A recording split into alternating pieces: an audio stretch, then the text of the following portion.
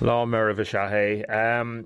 Hope you have a nice morning yourselves, anybody who's out there listening to us, and I hope you're listening with intent because we have a lot coming up on the programme this morning. Please text in 083 3333 975. You can call Deise today 051 846 123. You can follow us on Facebook, on Twitter, on Instagram. You can email us, you can send us in a letter if you want to write it out and put it in a stamp in an envelope. Lucy Wolfe is Ireland's best known sleep consultant, best-selling author of The Sleep Solution, the baby sleep solution. She's a resident sleep expert in Virgin Media One's Ireland AM weekday show. Now, she's going to be in Mulligan's Pharmacy on the Dunmore Road on Friday, February the 7th, next Friday at 10:30 to discuss positive childhood sleep solutions. Are your children keeping you awake at night? Tickets are available on Eventbrite and also on Mulligan's Pharmacy on their Facebook page. We've got 2 tickets to give away this morning, courtesy of Mulligan's Pharmacy. Thank you very much for that, folks. So 2 tickets for this. I'd say it'll be an interesting debate and an interesting talk. We're going to have her on the programme later on this morning as well. So if you want to text in, what are the animals that you count traditionally if you want to get to sleep? What are the animals that you count if you want to get to sleep? 083 3333 975. 2 tickets to give away for that event. That's taking place next Friday. Matt Shanahan is going to be joining us in a short while. He's sitting out there going through his notes. Hello, Matt. How are you getting on? Eddie Mulligan is going to join us then in a few minutes after that for our 12 with Tiernan. We're also going to have an update on the acid attack story. It was the most read story on the Irish Times website last night, garnering an awful lot of response. We're also going to be talking to students in the Waterford College of Further Education regarding issues that they've had there over the last while and a response from the college. As I say, Lucy Wolfe will be talking to us, and we're going to have our political panel, and Clodagh Hartley hopefully will be joining us just before 12 o'clock. Just before 12 o'clock to say what's it like in England, in London, how things are in terms of Brexit. So today is Brexit Day. It's also transfer deadline day. If we hear of any transfer deadlines, we will let you know. Now, firstly, I'm going to talk to John Fitzgerald. John is a Tramore resident. He's in difficulties accessing council housing for himself, his partner, his children. His partner has mental health difficulties. John, how are you? Good, Damien. Thanks for having me. Not at all. Thanks for coming in to us. Tell me a little bit about yourself. My name is John Fitzgerald. I'm Clareman originally. I moved down to Waterford about 5 years ago. East Clare? Yeah, East Clare. Farmer? Yeah. Agricultural background, thanks be to God. And why did you move to Waterford? Work. You know, I wanted to stay working in the agricultural sector, and there's just more outlooks down here. There's probably better incomes than what we thought before we moved down and stuff like that. So it was a big move for us with 2 young kids. And how old are your children? My little girl is 3 and my boy is 7. While a tough few years, been a good few years also. Yeah, so you're living out in Tramore, is that it? Yes, that's it, yeah. Okay. The situation is, are you in a house at present? Are you in an apartment, a rented house? We're in rented accommodation, getting assisted with the HEP scheme. Okay. Which I suppose makes our situation not as bad as others out there, but doesn't help things either. You know, the outlook is very bleak on HEP housing, and you know it's a constant fight and struggle, and having the security of your own home means so much to this generation that's grown up at the moment. It's finding it so hard to just reach out and to have some security of their own finally, and it's something that I kind of know firsthand over the last few years. It's a constant fight, and so there's medical issues or mental health issues in the family at present, which is, I suppose, seriously affecting your lives. Yeah, it is. Just a bit of background. My own story is my partner has suffered with mental health issues for the past 6 years. She's on medication for the last 4, and the outlook has got worse, not better. She lives every day so insecure, so afraid, so embarrassed, and yet they say it's getting better. Yeah, she might cope better in certain situations or smile for a few more hours every day, but inside everything is still bad. My own view of the medication is only a cloud that gives you short-term joy but long-term pain. She now suffers more on her own in silence. Feels like she's holding back the family, feels she's the reason we can't own our own family home, feels like she's letting everyone down, our kids, and truthfully she's a fantastic mother, partner and person who just needs a better support system and security for her family, for her to finally get it in her life at 25. I can hear the emotion in your voice. Yeah, it's been It's tough. It was tough, yeah. It's hard. Living with illness has probably been the hardest thing I've ever done. You're only a young man yourself, aren't you? 28, so yeah. Living with the person you love so much, it's so hard to see her struggle every day. You go to meetings with her and you hear her pain, and to be truthful, like, it just kills you more and more inside yourself. You know, it changes you for a person. I once was a very positive person with a great outlook on life, but there is situations out there that do cause serious struggle and pain. Like, and how has it affected you as well? Yeah, like, it changed you. It's hard, yeah. It has, big time. You know, I used to be very positive. You know, the outlook on life. I'd always see the positive side of everything, but lately it's just been tough. Out of work, I love working in the agriculture sector. I love working with animals, and I suppose that hasn't helped me being out of that. And have you had to give up work? Yeah, because of your partner's. My partner, yeah. You're caring for her full time. So it is, and it's just the struggle of fighting for a family home. It's for security, for stability, for my partner, for my family, feeling like that you can't provide, when you are actually doing your very best to provide in the situation. Every avenue you go down, I kind of have a logo got now at this stage from, we'll say, councils and people out there that try to give you advice, and it's now mental health is not looked at as a serious illness within the council sector, the housing sector, and it's one that has been constantly reminded to me that hurts me the most. Let's go through this now, as they say. So you're in a rented house. Things are very difficult at present, as you say. You applied to go on the housing waiting list. Yeah. And are you on the housing waiting list? You are. And when did you apply originally? We're nearly 4 years on it now. 4 years. The council can move people up and down the waiting lists depending on, I suppose, the level of need. Yeah. So you can have homelessness, you can have all different things. There's also issues, for example, if somebody is a disabled person, if somebody is in wheelchairs, if there's issues that are physical, you can see how somebody can get moved up and down. Yeah, I totally understand. Like, what we're getting coming back from the feedback from the council is that everything is prioritised on your medicals, and we're in a category medical 2 at the moment, which is not looked at as, I suppose, a person in wheelchair or has other needs and other necessities that are out there. But okay, so in terms of categorisation, there's medical 1, 2 and 3. Yes. So if you get into medical 1, if you're categorised as a medical 1 need for a council house, a social house, I think there may be only around 30 or 40 already in the county on that. So you would be very high up the list. There's thousands on the waiting list. So to get into that category would be like a golden ticket in a way. Yeah, that's exactly what's there. At the end of the line is that golden ticket, and it's the way they make you feel, what you have to fight for it, and like the way they make you when you try to talk to them on the phone calls. Like the HSE at the moment, like they're hiring managers like at the moment, but it's, to me, it's only it's to make the gap bigger between the people at the top and the public.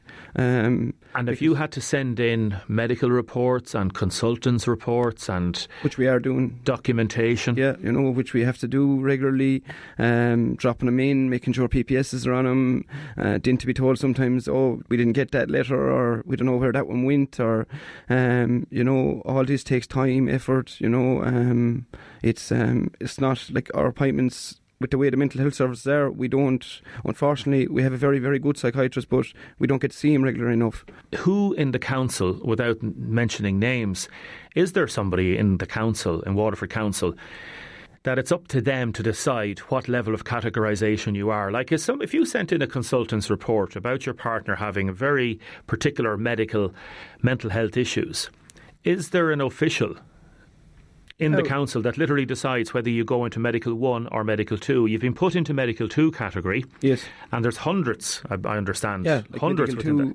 Like, they make you believe at the start that medical 2 is a huge achievement, but realistically it's just the mid-zone where you're left waiting for years and paddling in the ocean with, you're out in the canoe with no paddle, and it's just such a struggle for people. Like, I saw the amount of times I've been in the council seeing families so distressed, kids in situations where they should never have to be, seeing their mothers cry, fathers lose their patience, things like that. It's absolutely horrible, and people don't realise how bad it actually is at the doors. And it's has it made you lose your patience? Are you angry at the system? I am really angry at the system, and probably have lost my cool lately with people that maybe probably don't deserve it in ways, but at the end of the day, they're the ones standing up and just passing the buck on these lies, and somebody needs to stop it, And who in the council, have you been told who's made these decisions to put the council, from what I believe, I think the council are great.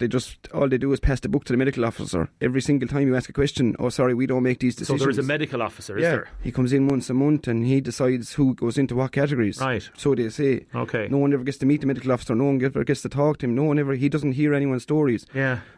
All you do is keep passing in your letters from your doctors, your GPs, whatever they say, the TDs and that help, and And you've been on to TDs, you've been on to councillors, you've made political representation. Do you believe TDs and councillors can make a difference in this? And if so, how can they make a difference? Or are they not doing enough for you? Yeah, well, I'm not someone that comes from a very big political background or have a huge, massive interest in it, but what I have seen over the last few months is the level of dishonesty in it is absolutely crazy. The false promises, the false hope they give to people. I'm just glad I'm the one that's talking to these people and not my partner, because the stuff they've said to me has nearly pushed me over the edge. I can't imagine what it would do to her, and them things I think people don't need. And I don't think anyone is going to really lose the cool if you're told from day one we have a big struggle here in our hands, and the system, whatever it is, and but it's the fault. They give you the sense of hope to make you believe that you go away for a while and say they're great people, and they promise you the sun, moon and stars, and then they stop answering the phone to you.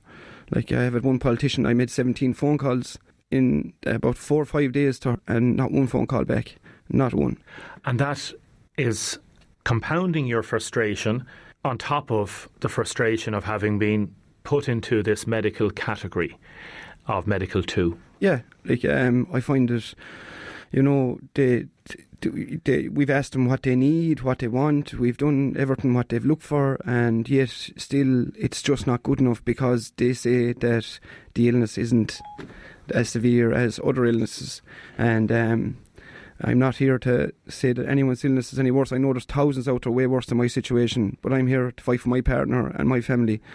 And do you think then that the categorisation of mental health problems is not dealt with in the same way as physical 100%. Yeah, they're not problems? They're not even looked at in a serious way. You don't get a response even off them in the council when you say it's mental health you're dealing with. Because again, the question would be, how is somebody's mental health going to be improved if you give them a council house? Yeah, but it's the security, it's the feel of the finally a home that you don't have to be worried about you're going to move. We're upon a situation now where unfortunately we're going to be, in the end of April, we will be moving out of our property, and we have nowhere at the moment lined up, and you ask the council what you have to do and they tell you keep looking. But in an area where Tramore, where we've built up a bit of security, my partner has kind of a sense of some great neighbours and friends, which has been years since she's had finally trusted people, and it's an absolutely brilliant community. The GA is massive out there, and it's been brilliant for me the last 12 months. The GA, I find it's a home from home for me. It gives me great pleasure, great release, and your tenancy is just up, is it? Yeah, and he's not, the landlord is not going to accept HAP going forward, and right. Unfortunately the cost of the rent in Tramore is just with me not working at the moment, is just not sufficient. So what, you don't know where you're going to be going? No, and that's why people say in the council that we still have a roof over our head, but that doesn't stop the worry. That doesn't stop the where we are going to be, the sleepless nights. How would having a council house help you? Be massively, even not alone the council have a situation, but I approached them over the rent to buy scheme things and all that. Like anything, you know, like I'd be willing to find a way if there was. See, you're caught the work way as well, because if you go working, they say you can work these 20 hours, but like you're only allowed to earn up to, and then once you earn it, then they're cutting you at the other side, you know. So it's like they say people won't go back to work and stuff like that. I understand when people are struggling. Why, you know, I'm someone that has always worked, and it's not a nice place to be in. You know, especially when you have a young family and you're trying to provide, you know, it's hard. I don't know how you're doing it. It's I'd love to see where the council could just make things better by just accepting that mental health is at a state now where it is a serious illness. It is as bad as anyone with MS or any of these other diseases, and that's not taking anything away from any of them. Everyone has problems inside their own door, and but I just feel that mental health is now, it's come to a state in people's minds where it's just alright, yeah, and it's just overlooked, you know. John, we'll get on to the council. I know if there's anything we can do at all, if there's anybody out there listening, anybody who can help John, if there's any landlord, any particular housing organisation, and if there's any councillor or TD out there that can help as well, give us a shout. John, I don't know what to say. Just like thank you for listening to me, Damien, and there's just one thing I'd just like to point out, some bit of research I've done just before we finish, that there's that at the moment there's 700 vacant jobs in the mental health system at the moment. So there is, and not alone that, but there's 700 people due to retire in the coming year 2020. That's going to be a further 1,400 people we're out of. Like at the moment, you're on a waiting list for 18 months to finally get your first assessment, and after that you could be lucky to get a second appointment within 8 weeks. It's just not good enough, and losing more doctors like this, it's only going to create the problem. Like suicides are at an all-time high, you know. It's just something I wanted to get across there, like, you know. So thanks, Damien. Thanks, John. John, thank you so much. The council were in touch with us, and they did say they didn't have anybody to go on air about this. They sent in their housing allocation scheme adopted by Waterford City and County Council at the April plenary meeting in 2017. And what it says is, regarding people with disabilities, this is section D of part 1, including physical, sensory, intellectual learning and mental health disabilities, priority subject to medical consultant, area medical officer, occupational therapist recommendation. So there is consideration given to those that have mental health disability, is what they called it. But they didn't go any further than that. A number of people texting in. John Fitz is an unbelievable young man. I saw him giving time to the young children in Tramore GA. I've never seen a coach who's so loved by children. Always joyful, happy, never has a bad word to say to them or to anyone. A remarkable young man. How he keeps going is a sign of his strength. I hope someone listens to his plea in Waterford. Damien, that's one of the bravest, most sincerest and fantastic interviews I've heard on your show for a long time. Tell him to keep his chin up, and things will get better for him and his family. I hope his politicians are listening. A brave young man to come on air, says this other texter. A brave young man to stand up for his wife. In the upcoming election, people should know who to vote for. I'm going to be talking to one of the politicians now in a second, because we're going to have our election 12 with Tiernan. Now, welcome back to the programme. Send your texts and comments in, please. 083 333 975. You can call Audrey on 051 846 123. A number of people texting and calling in about John, hoping that he's able to get something. Matt Shanahan, Councillor Matt Shanahan, good morning. Good morning, Damien. Matt, we're going to do our 12 with Tiernan in a second with you. How are you? Are you tired after last night? Yeah, I'm tired. Just before that, I'd say, listen, I wouldn't mind getting John's numbers and reaching out to him. I certainly just caught the tail end of his story. I think he definitely is somebody councillor can help, and I'd certainly like to try and do what I can for him anyway. Okay, yeah, we'll do that because he's been in touch with a number of different politicians, and some politicians are saying they're helping him, but certainly any help. So we'll do that after the programme. So the format of this, as you know, is we're going to do 12 minutes, and it's basically your chance to talk about why people think they should vote for you, why you think people should vote for you, and I'll hit a few questions then and see how we get on. No problem. Okay, so we'll give it a little shot. I'll start the little stopwatch here. Councillor Matt Shanahan, why do you think, or why should people vote for you? Well, I'd say firstly, Damien, I'm of Waterford. For people that don't know me, I was born in Butlerstown, educated in Waterford City and Dungarvan. I then went to Dublin later on and completed a marketing degree. But in my professional life, I've worked across a range of sectors. I've been in the engineering and environmental sectors, motor retail, and in the meat game. So I've also been a business mentor on and off for the enterprise boards. I started my own business in 2004. I'm still self-employed. I know very well the struggles that business people have, and I know how hard it is to be self-employed in this country. But more than that, I'm somebody who has a huge feeling for Waterford. I've been standing up for Waterford for quite some time. In 2010, I set up the South East Hospitals Action Alliance against the position of hospital groups, and unfortunately we're still back in that space, I suppose. In 2016, I set up the Hand on Heart campaign, which was basically primarily about our need for 24/7, and it's all about equality for the South East, and I am all about equity of access and equality. So I think, we're in a tough space in Waterford at the moment. We have to be positive. We have to look forward. I believe I'm somebody who can bring that vision, that work ethic and that commitment. Had you intended to run for election when you were setting up that group? Did you use that group to run for election? Never. Mortuary versus cath lab. What clarification can you give regarding the comments that you made regarding when the mortuary was given the funding? The point about the mortuary being given the funding was that the mortuary was on a list to be funded for, I think, probably 8 years at that time. Essentially, there was a meeting down in the hospital where they prioritised the mortuary build, and I made a point at that time that in a clinical argument, I didn't believe that the mortuary should take precedence over cardiac care. We were trying to save lives. The deceased are deceased, but the living are living, and we had a chance and opportunity to save lives, and I was annoyed that hospital management prioritised the deceased over the living. So, do you welcome now the funding for the mortuary? Of course I do. I mean, it's a big step forward, but look how long it's taken us, Damien. That project was first itemised in 2003. We're now 17 years later, and they're just starting to build it out, so it's not acceptable. Do you believe a second cath lab with 8 to 8 opening hours will be a good thing? Any expansion of service would be a good thing, okay? And I just make the point, I've heard a lot of people saying recently, we won't accept 8 to 8. And 8 to 8 is a transitional arrangement because the business has to scale. Imagine coming into WLR tomorrow and say, lads, we're going to run 24/7. How many presenters would you need to hire? How many sound technicians? How many marketing people? You just can't go from lying down to sprinting all in one go. Neither can a hospital system. And Dr. Paddy Owens has put out a very clear statement on his thoughts around that and the fact that 8 to 8 would be a natural transitionary arrangement, and it's only a transition arrangement.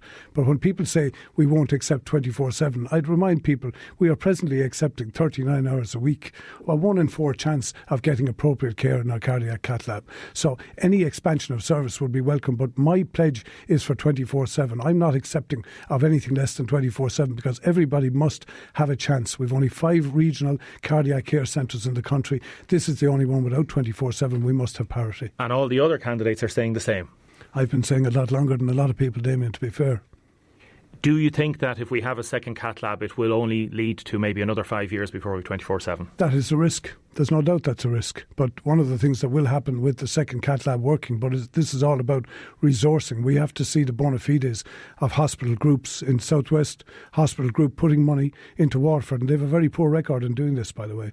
But if they put the money into the system in terms of resourcing and recruitment, and if the numbers and procedures rise, we will, I would estimate, be even on an 8 to 8 basis, probably between the second and third busiest cath lab in the country. And I think it would be indefensible then to say that we should not have a 24/7 access. And John Cummins accused you last night of raising red herrings, of putting doubt in people's minds. Well, the problem is we have been here so many times before. We're a week away now from putting up a new government. Let's just look back. If you went back to the School of Engineering at WIT, whatever it was, 15 years ago, we had planning approved for a School of Engineering that never went ahead.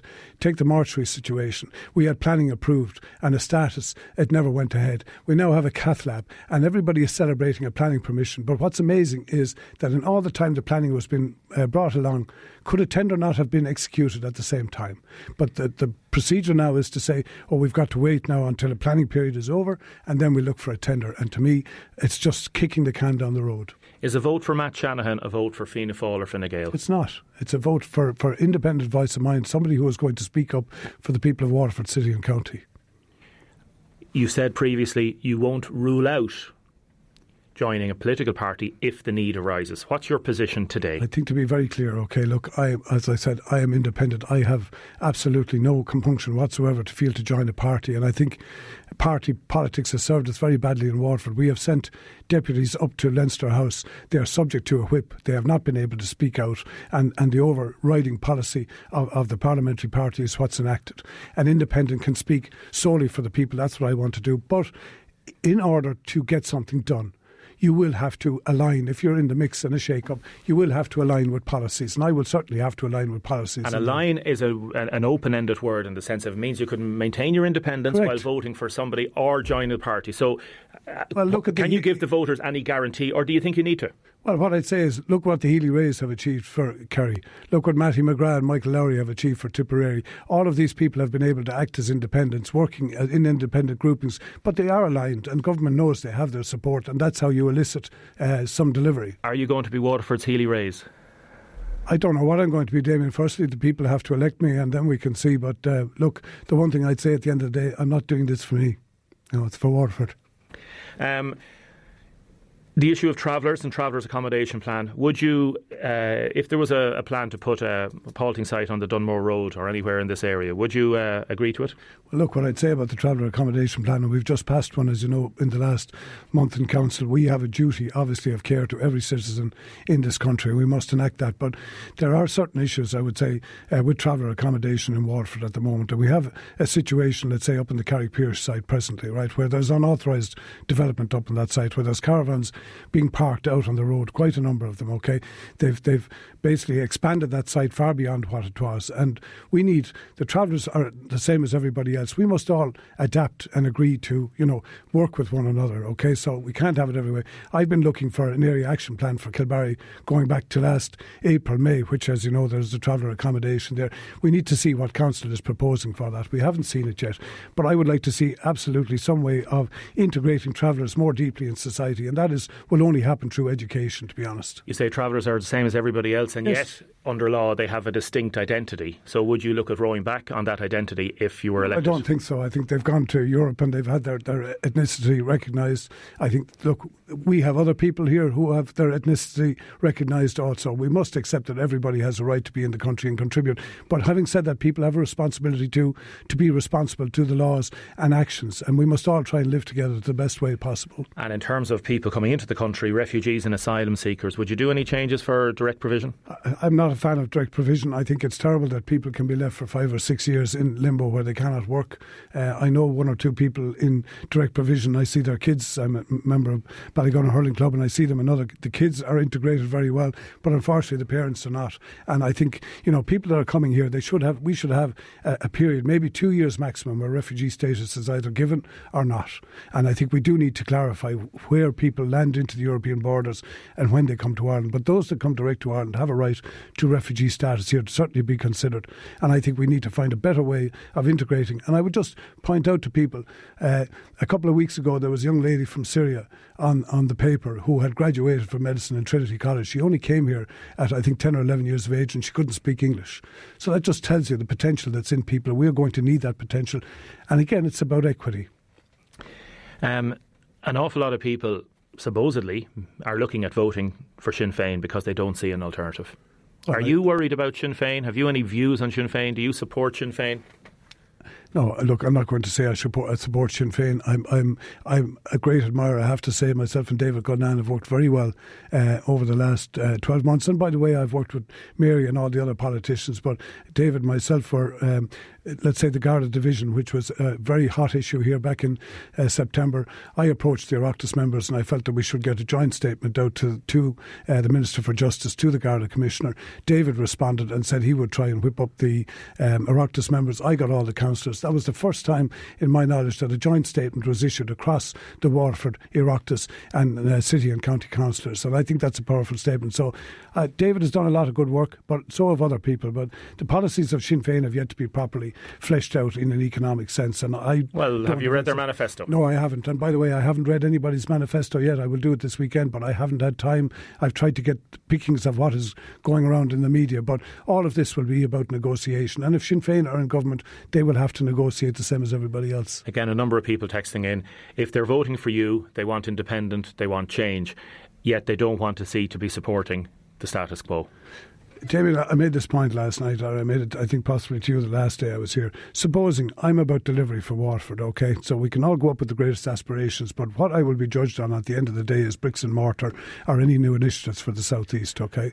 If, for instance, Fianna Fail came to me and said, listen, Mr. Shanahan, we'd like you to come on board, and for that we're going to give you €20 million for your hospital and €50 million for WIT. Now, would I be a fool not to consider that for the people of Waterford? So I don't wish to go to Dublin and have my hands tied into discussions like that. Why should people in Knockanore and Ardmore vote for you? Are you a candidate for the east of Waterford? No, I'm not, and I've actually worked in the west of Waterford for quite a number of years, and when I was with Don Meads for 5 and 6 years, I spent a lot of time up the west. I'm well known in Dungarvan. I socialised up there for many years. So I know a lot of the problems, and agriculture is a central component in the west, and I want agriculture protected. And just to that point, I met John Moran from the Land Development Agency in the past 2 weeks, and we were having a chat about what a strategic framework might be like as we go forward. And John pointed out to me, he said, agriculture is now becoming a very small component of the overall national economy. And I said, John, hold on one second. It's not a small component down here in the southeast, and particularly not in Waterford, and we need to protect it. Are you a single issue candidate? Have you any other plans for anything else? The policy statement I'm standing on is basically three things. Obviously, UHW, parity of esteem for our hospital. The second is WIT. We need to get our university status sorted out. We are a city region. We're the only city region without a functioning university. We have 6,500 undergraduates in WIT. It needs to go to 12,000. But everybody says that. What makes you different? What makes me different is the fact that I have a concept for doing it, which is I want to see a strategic task force implemented similar to Shannon, the Western Development Commission. This would be a statutory body, basically, which would put funding into a grouping where all the stakeholders would come in. We'd have our own applied researchers. We would write the strategy for the South East, and we would bring it to Dublin rather than Dublin coming and telling us what they want to implement. Matt Shanahan, thank you very much. Thanks, David. Appreciate it. Election 2020, 12 with Tiernan. Hear from your candidates on Deise today on WLR. And the candidate you're going to hear from now is Councillor Eddie Mulligan. Good morning, Eddie. Morning, Damien. How are you? Good, thank you. Are you tired after last night? Yeah, feeling it a little bit this morning, but look, I'm used to long days, that's it. And draining. At home, I missed the leaders' debate, okay, but I was up early this morning back at business. You missed Ivan shouting. Yeah, I believe it was a little bit of Love Island and Fight Night is what I'm picking up on social media. OK, we're going to get straight into this. As you know, the format is 12 minutes, some quick fire questions, and I'll give you a chance at the start just to you can tell people why you want them to vote for them, OK? OK, yeah. I'll start the stopwatch and off we go. Councillor Eddie Mulligan, you're running for Fianna Fail in the general election. Why should people vote for you? I suppose why I'm asking people to vote for me is I've representative constituents that have elected me across, I suppose, a wide diversity of ranges, which is agriculture, arts, I suppose, housing, business, police and culture, environment, fisheries, health. I could go on. And I've not only represented them at local level, but I've actually contributed to most of those sectors at national level. I've proven myself to be a hard-working man insofar as I'm doing 12 to 13-hour days, almost that. So I take a lot of pride in representing Waterford. I believe I can make a difference in Waterford. I've made a lot of submissions to items such as the National Plan and Framework, such as policing reform. Now I want to get to the next level, using the work ethic, the drive and the underachievement of Waterford. I fought a lot in relation to Waterford's underachievement economically and education and health. I want to be at the next level fighting for Waterford. And I think recent adversity, whilst I spent 14 years in the Navy, I also came back into family business. I'm fully aware of the small to medium enterprise. I've been there with my parents where they're getting me ready for school, listening to say how will they get the wages paid this week. I've moved that on, went into the Navy, came back, experienced all sides of businesses. I've answered the adversity we had were difficult financial times, and since then in public life for the last 6 to 8 years, I think I've proven to the people I'm a hard worker, high attendance rate. I take those meetings seriously, and I very much want to drive Waterford forward. You were disqualified by the High Court in 2017 for acting as a company director for 7 years, owing the revenue €153,770. Can people trust you? Yes, Damien, people can trust me. And what I come back to that is I've answered a lot of questions on that. I spent 24 hours where the Irish Times sent me questions. It was something that was fairly out there. Reporters had reported on it in the past. I answered every question put to me by Irish Times. They reported on the specific issue of the disqualification? Yes, yeah. No, because I think this only came up there 2 weeks ago, no? The disqualification was reported on as a part of the article. Okay. In the last 2 weeks. And then the next day I came on your show. Yeah. I dealt with you. I answered all questions straightforward and honestly. I think that's shown a trust in how I deal with matters. Later that day, I interviewed with the News and Star, gave them full face-to-face interview. I answered more questions from the Irish Times. So I've dealt that in a full, straight-on manner. In relation to the disqualification, they were family businesses. There was people involved in it. We made incorrect decisions at a time to keep a lot of staff paid as we were trying to go on during very, very difficult times. Yes, the disqualification is in place, but I like to think since then I made mistakes under huge financial pressure. I've shown the public in the last certainly 6 to 8 years that I'm very transparent, very open, and I think if you look at my council records, we will see that you can trust me. Prior to that, during my time in the Navy, I've had outstanding reports where my integrity and honesty was never questioned at any stage. Yet you didn't trust Fianna Fail enough to deal with this because you didn't tell them about it when you went for your interview. I think I discussed that with you, Damien, insofar as that dealing with financial interests and the problems I had, it brought a lot of shame and it brought a lot of embarrassment. And I'll go a step further. On the doors going around to people at the moment, I think I have become a very good candidate to represent those people. I was in a village where a woman broke down in front of me and she said, "Eddie, you have no idea, I listened to you on the radio, how close your story is to my life." She actually fell down, started crying in front of me, and we hugged each other. I'm getting that at so many doors on it that I am going through the same adversity that a lot of people have gone through during the recession. We're trying to rebuild our lives and we're trying to move forward, and I feel I can represent those people in addition to the young 20 to 35 year olds who are trying to own their own home, those who are actually in insecure jobs at the moment, those who are actually trying to get homes, they're facing high rents. I firmly believe that I am a very good representative to fight for their needs here in Waterford, where our economy has been hugely overlooked. You probably haven't had enough time to update your website. You're still down as a board member of Garter Lane. Yeah, that's purely what I would call an administration oversight. I had someone who was updating my website and I didn't get a chance to replace them. You got elected in 2014 with 601 votes as an independent. Yes. And then you went and joined Fianna Fail. Yes. Can people trust you? 100%. And when I was on that campaign in 2014, one of the first things, my main mandates, I don't have to leave it with me, was I would help make Waterford safer. At that time, Waterford City was it was very uncomfortable in the city centre. It was one of the biggest representations I was getting from businesses, residents, right across the sector. To make Waterford a safer place, I wanted to be on the Joint Policing Committee. I wanted to drive us forward economically.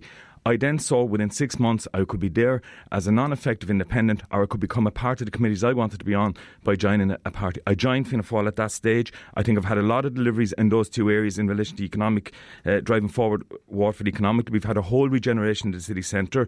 We've initiated the cultural quarter. We've connected the Viking Triangle to the city centre. On policing, I campaigned right up till 2017 within the Joint Policing Committee and as an independent till I finally got a meeting with the Commissioner, which was the 30th Assistant Commissioner. Came away from that meeting with 10 extra guards. Waterford was made a priority for guard. So when I went to the people, I gave 2 priorities. I acted on those. I delivered. Then I went back to the public as a Fianna Fail member in the most recent election back in May, and I think the people showed that they appreciated the work I've done, despite the 24/7 candidate, despite the colleague. A lot of media were reporting that myself and Adam would be fighting for the last seat. Both of us brought in very strong votes, and I think I was over 50% up on my votes. So the people have seen my work rate as a politician, and they've seen how I tackle the issues, and they've seen my deliveries within Waterford City East, and they responded with increased votes. You got 330 votes more. You got 932 votes, so just below 50% in the 2019 election. Did Fianna Fail ask you to stand down as a party candidate? No, they didn't ask me to stand down. We had a meeting and we discussed it. They were a little bit disappointed where I dealt with the issues. They were disappointed I hadn't informed them. We had a good, full and frank discussion on it. Would you vote to go into power with Sinn Féin? Would I vote to go into power with Sinn Féin? If you're elected as a Fianna Fáil TD? As a Fianna Fáil TD. First of all, it would depend on Fianna Fáil policy. At the moment, the mandate for Fianna Fáil from our members is not to go into coalition with Sinn Féin. But for me personally, I will work with anyone who will work in Waterford's better interests. In relation to Sinn Féin here on the ground in Waterford, I work very closely with some of my Sinn Féin colleagues, in particular Councillor Jim Griffin. We were just on the phone earlier this morning in relation to stuff for tackling Waterford City East. I will work with anyone who will... So that means to say to me that you would vote potentially to go into power with Sinn Féin. That goes against the party line. Why should people trust Fianna Fáil if you think Fianna Fáil might change their policy? What I'm saying here is that there's nobody been elected yet. The public haven't gone to the polls. The policy that Micheál Martin has reiterated is that there's been no coalition with Sinn Féin. You're saying that might still be a possibility. But no, at the moment, if that is Fianna Fáil policy, that is what I will abide by. It comes down to trust. So do you think that if there's a chance of going into power with Sinn Féin, you think it's something that should be explored? Yes, as I said, we're a whole new world. We're evolving. We're trying to deliver an Ireland for all. Yes, I feel the pros and cons of it have to be examined, and we have to look at it, and we also have to listen to the party members. That's what I feel personally. It is not a party policy. What is the situation regarding travellers? I might ask Matt Shanahan this: if there was going to be a potential halting site in around the Dunmore Road area, Williamstown area, what would you have to say?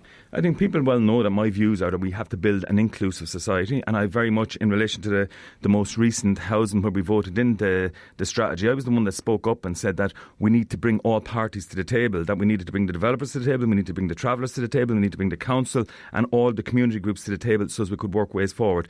In relation to travellers on the Dunmore Road, we have a Farron Shaneen site which is quite close to Dunmore Road. I regularly interact, work with those travellers if they came to me with issues, and what I'm saying is that most importantly, we need to bring everyone to the table. If there was any proposal for travellers on the Dunmore Road, we need to listen to the community, we need to listen to the travellers, and most important of all, we need to listen to the council and the sites being proposed, and most importantly, that they have access to all the facilities. On the Dunmore Road at the moment, one of the biggest problems we have is that we don't have access to proper public transport, we don't have access to proper education facilities, we don't have access to proper community. So all that has to be weighed up in any decisions going forward. And for me as a politician, one of the most important things is community input. Why should people trust Fianna Fáil after the complete and utter dog's dinner they made of the economy a decade ago? Well, I suppose I'm a candidate who has seen all sides of the economy, and there was a dog's dinner made of my life in the way that the economy took a rapid downturn. And as I've said to people in the construction side of my family business, within 12 months an 80% downturn in turnover. Within the hairdressing side with my wife, a 40% downturn in turnover within 18 months. In relation to Fianna Fáil, I look at there's a lot of young, good, transparent, honest politicians coming through there who are willing to learn from the past. Probably at the time you look back, there was a huge global crisis which was responsible for the downturn. Probably there wasn't the transparency required, there wasn't the accountability with the banks, the financial institutions. I think we've brought that back in. In relation to Fianna Fáil moving forward wants to bring Waterford forward with it. If you look at even in relation to our housing policy at the moment, you look at Johns Park back in the mid-50s, we built over 400 houses in Johns Park, we built houses, you look at some of the mixed houses like the Cherryman Estate. That's what we need to do as a council. We need to get back building houses. It's first and foremost with Fianna Fáil, having listened to its councillors on the ground, that our policy is about getting back to building houses. We have 250,000 houses which we built over 5 years, 50,000 affordable houses, which is one of the biggest things that we're all passing up the line, is that young people need affordable houses, 50,000 social houses. So from that point of view, Fianna Fáil wants to drive Waterford forward. I joined Fianna Fáil because I see it as a party that, okay, we were on our knees back in the middle of the recession. We are rebuilding. We're rebuilding with good people, and we want to develop an Ireland for all, learning from mistakes of the past. Did you try to join Fianna Fáil before you ran as an independent? No, I didn't join Fianna Fáil. And actually, did you try to? Before I January, February 2014. It was actually Phil Hogan was the first to ask me to go into politics, and that was for Fine Gael, yes. And then I wasn't even going to run. I made a decision 5 weeks before the election to run, and that was it. Glenn Sheridan and Michael Garner were at the same meeting with Phil Hogan. They asked me to run, and I suppose I was new to politics at the time. I ran, got elected, and very much wanted to make a difference. And that's what my politics is about, is making a difference for Waterford. Have you had a good relationship with Mary Butler? Yes, I've always had a good relationship with Mary. In fairness, when I joined Fianna Fáil, Mary was one of the people to first welcome me first and foremost into the party. We always worked well together. I suppose our paths don't cross as much as they used to be, but as a TD, we have a very good working professional relationship. Do you regret in any way joining Fianna Fáil?